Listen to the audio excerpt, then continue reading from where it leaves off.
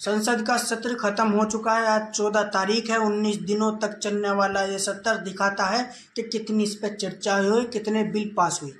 कितनी विडंबना की बात है कि सदन चलता है, एमपी जाते हैं, खाना पीना होता है, रहना सहना होता है, तनख्वाह मिलती है, बजट पास होते हैं, बिल पास होते हैं, लेकिन आम जनता को उसके बारे में पता नहीं चलता। पास होते हैं लेकिन आम जनता को उसके बारे में पता नहीं चलता। जो मंत्री उसे पास करता है सिर्फ वही इस पर बोलता है, बाकी तो चुपचाप उठकर चले आते हैं और वह बिल पास भी हो जाता है।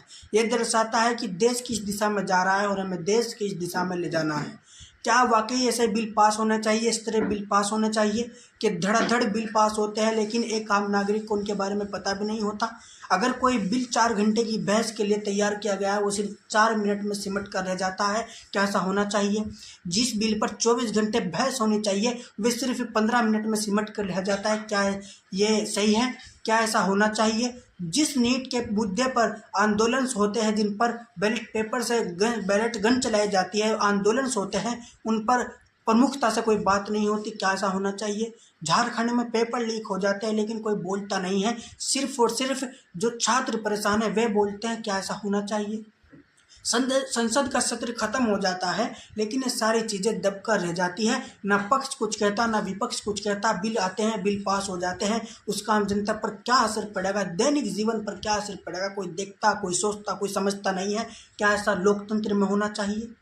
क्योंकि लोकतंत्र जब बनाया गया है तो लोकतंत्र और संविधान जब बनाया गया है तो सभी की बात होगी, और जब सभी की बात होगी और जिसकी बात होगी खासकर उसके बारे में उसे पता होना चाहिए, तो ये सही बात है। लेकिन इसका विपरीत हो रहा है।